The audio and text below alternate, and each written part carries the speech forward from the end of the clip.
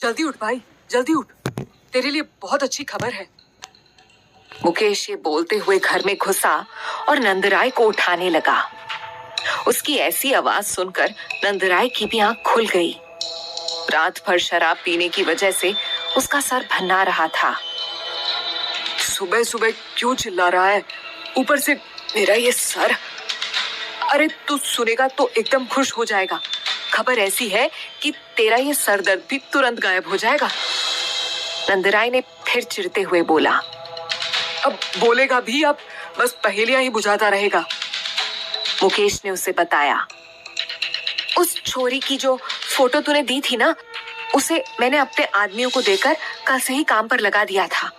और देख, अभी सुबह सुबह एक बंदे ने आकर बताया कि लड़की का पता चल गया है। अब तू जल्दी से नहा धो ले, फिर हम चलते हैं उधर। तब तक मेरे आदमियों ने उस पर नजर रखी हुई है। ये सुनते ही नंदराय के बदन में जैसे बिजली सी कौंध गई। उसने जल्दी से उठते हुए कहा, मैं बस 5 मिनट में आया। बस कुछ देर और लाली, उसके बाद तुझसे तेरी एक एक गलती का हिसाब लूंगा मैं। ये सोचते हुए वो जल्दी ही तैयार भी हो गया था। दोनों दोस्त कुछ ही देर में वहां से निकल गए। रास्ते भर नंदराय दिल ही दिल में ये सोचता रहा कि लाली से मिलने के बाद वो उससे किस तरह से बदला लेगा। मुकेश अपने किसी दोस्त से मांगकर ऑटो ले आया था, जिसमें वो लोग लाली को ले जाने वाले थे। जब वो लोग उसके आदमियों की बताई हुई जगह पर पहुंचे तो मुकेश ने नंदराय को समझाते हुए कहा, देख नंद, ये बंबई है। यहाँ लफड़ा भी सोच समझकर करने का है। तू बस किसी तरह से उस छोरी को काबू करके अपने ठिकाने पर ले चलना। किसी भी तरह की चीख पुकार इस एरिया में करना हमारे लिए सही नहीं रहेगा। नंदराय ने उसकी बातों पर धीरे से हामी भरी और वहीं कुछ दूर पर ऑटो खड़ी करके दोनों उस घर की तरफ बढ़ गए जहां लाली के होने की खबर दी गई थी। वहां पहले से खड़े मुकेश के आदमियों ने मिलते ही बताया, वो छोरी यहीं इसी घर में है। मुकेश ने पूछा, और कोई भी है इसके साथ? एक आदमी था, मगर वो अभी आधे घंटे पहले ही कहीं बाहर निकला है। हम तो कहते हैं गुरु, यही सही मौका है। उनमें से किसी आदमी ने जवाब दिया। तब नंदराय ने कुछ सोचते हुए कहा, ठीक है, तो मुकेश तू दरवाजे पर जाकर घंटी बजाएगा। हम लोग इधर साइड में खड़े रहेंगे। जैसे ही वो छोरी दरवाजा खोलेगी, उसे इस बोरी से ढक के बस दबोच लेना है। सबने हामी भरी और फिर प्लान के मुताबिक मुकेश ने जाकर घंटी बजाई। दरवाजा खुला और अंदर वाली लड़की ने अपना सिर निकालकर कुछ पूछना ही चाहा था कि तभी साइड से नंदराय निकलकर आ गया और लड़की को बोरी से ढकते हुए दबोच लिया। लड़की छटपटाती हुई चिल्लाने की कोशिश करने लगी थी, मगर नंदराय ने उसका मुंह भी दाब दिया। उसे कंधे पर लाद कर पूरी तरह से एक दूसरे चादर से ढांपते हुए सबकी नजरों से बचते बचाते सारे लोग ऑटो के पास आ गए। तब मुकेश ने अपने आदमियों से कहा, यहाँ से हम लोग अलग अलग जाएंगे। शाम में ठिकाने पर आकर अपने पैसे ले जाना। फिर नंदराय और मुकेश ने ऑटो की बीच वाली सीट पर बोरे में ढांपी हुई लाली को लिटाया और फिर मुकेश ने जल्दी से ऑटो स्टार्ट कर दिया। बोरे में कोई हरकत ना होते देखकर मुकेश ने बेशर्मी से हंसते हुए कहा, लगता है तूने मुंह कुछ ज्यादा ही जोर से दाब दिया। बेहोश हो गई लगता है, वरना अब तक तो इसने चिल्ला चिल्ला कर तूफान खड़ा कर देना था। नंदराय पिछली सीट पर ही बैठा हुआ था। मुकेश की बात सुनकर उसने भी घमंड से मुस्कुराते हुए कहा, अच्छा ही हुआ जो ये बेहोश हो गई। इस भित्ते भर की छोरी ने क्या सोचा था, नंदराय के चंगुल से बच निकलेगी। अब मैं बताऊंगा कि लड़कियों के ज्यादा सियाने बनने का नतीजा क्या होता है। साली, मुझे छोड़कर भागेगी। यूं ही बातें करते हुए वो लोग अपने ठिकाने की तरफ बढ़े जा रहे थे, लेकिन काफी देर से लाली को यूं ही पड़े देखकर मुकेश ने कुछ फिक्र जताते हुए कहा, नंदू, इतनी देर हो गई, छोरी ने एक बार हाथ पैर भी नहीं मारा। जरा देख तो ले कि सांस तो चल रही है ना छोरी की। फिर मुंह पर पट्टी भी बांध देना, ताकि अगर अचानक से होश में आए तो भी चिल्ला न सके। मुकेश ने कहा तो नंदराय को भी फिक्र सी हुई। उसने जल्दी से लाली को उस बोरी से निकाला। लेकिन ये क्या? लाली के चेहरे पर नंदराय शौक सा गया। उसने उसे वापस से बोरी में भरते हुए मुकेश से कहा, अरे भाई मुकेश, हम तो मारे गए। ये छोरी तो लाली है ही नहीं, कोई और है। उसका इतना कहना था कि मुकेश के भी होश उड़ गए। उसने एक झटके से ब्रेक लगाते हुए कहा, क्या बात कर रहा है नंदू, जल्दी उतार इसे, वरना अगर इसने हमें देख लिया तो फंस जाएंगे हम। इतना कहकर वो पीछे की तरफ आया और नंदराय का सहारा लेकर उस लड़की को नीचे उतारने लगा। नंदराय ने आसपास सुनसान सड़क की तरफ देखते हुए कहा, अच्छा हुआ जो हम ऐसी जगह पर हैं, यहाँ हमें कोई देख भी नहीं रहा। अब इसे यहीं छोड़कर निकल चलते हैं, होश आने पर खुद ही घर चली जाएगी। हाँ ठीक है। कहकर मुकेश फिर से ऑटो में आ बैठा और नंदराय को लिए तेजी से वहां से निकल गया। एक बार फिर लाली को ना पाकर नंदराय गुस्से में खुन्नस खा रहा था। उधर लतिका जी पंडित जी की बातों का मतलब समझने की कोशिश कर रही थी। उन्होंने लतिका जी को ऐसे कंफ्यूज देखा तो बोले, देखिए लतिका जी, लड़की का भाग्य बहुत उज्जवल है। अब अगर वो आपके यहाँ रहेगी तो इसका असर आप पर भी पड़ेगा। ये लड़की आपके हालात एकदम से पलट देने की क्षमता रखती है। बातें करते हुए दोनों सीढ़ियां उतरने लगे थे, लेकिन पंडित जी के मुंह से वो सब सुन लतिका जी ने घमंड भरे लहजे में कहा, ये 2 कौड़ी की लड़की मेरा भाग्य बदलेगी? अरे पंडित जी, आपको अगर और दक्षिणा चाहिए तो बताइए ना, इस तरह मुझे झूठी आस मत दिलाइए, और कोई पक्का उपाय हो तो वो भी बताइए।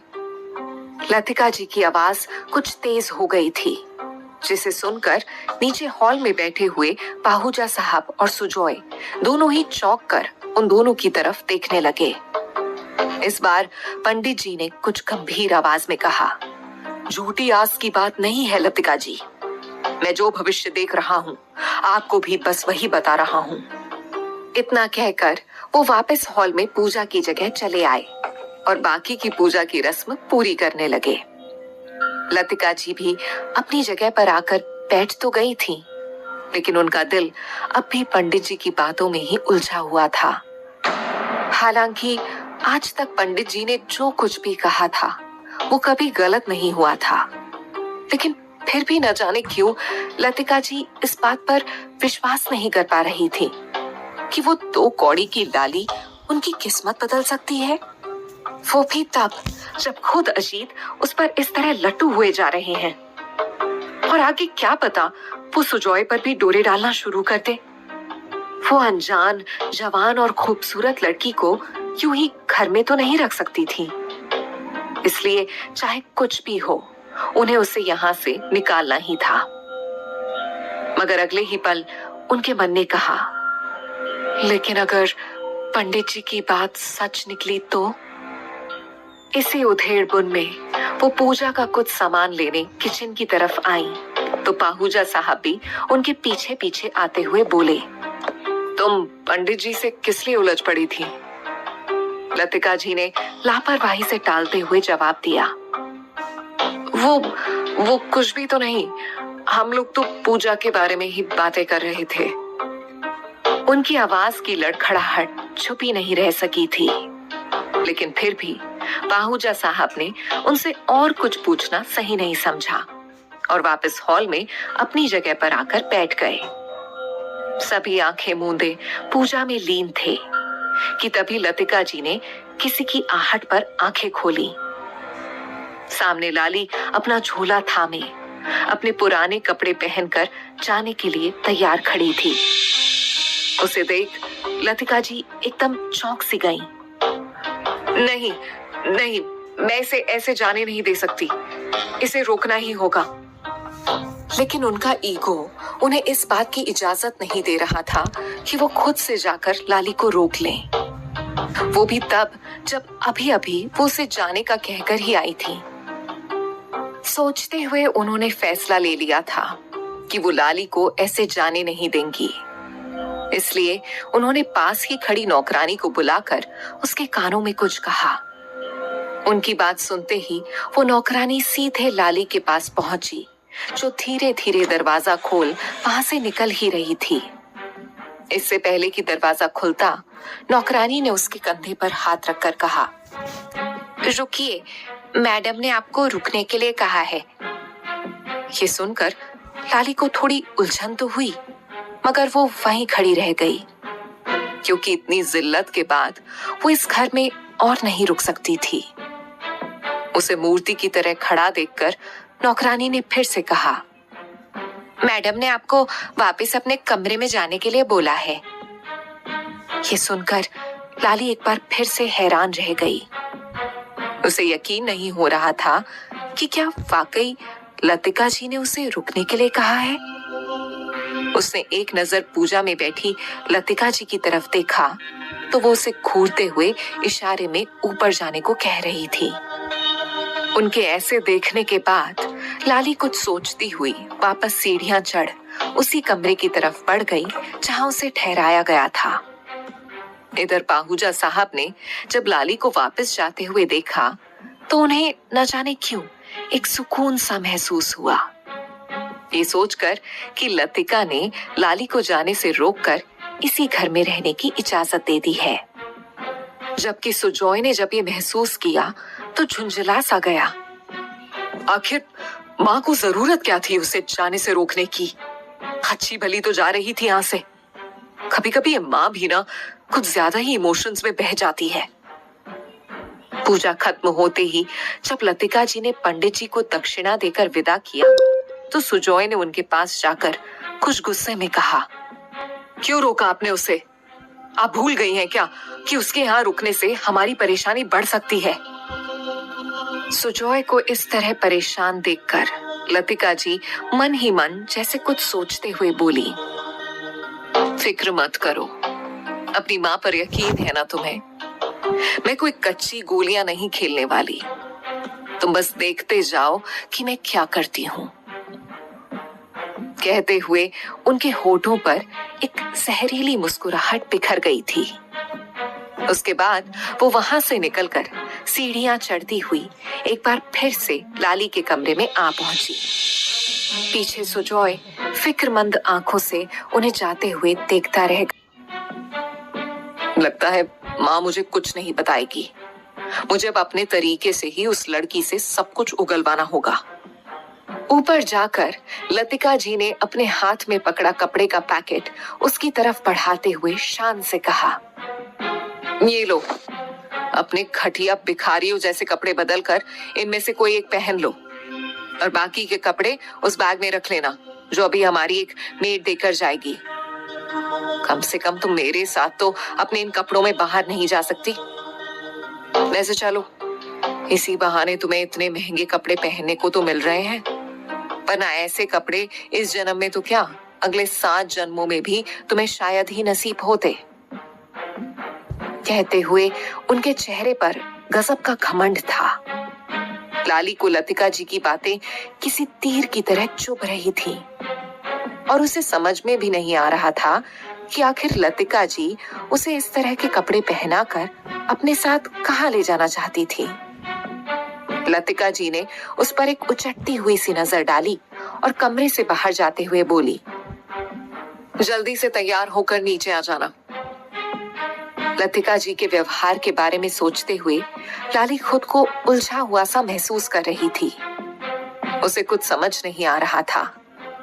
वो दरवाजा बंद कर कपड़े बदलने लगी। तभी किसी ने जोर से दरवाजा खटखटाया।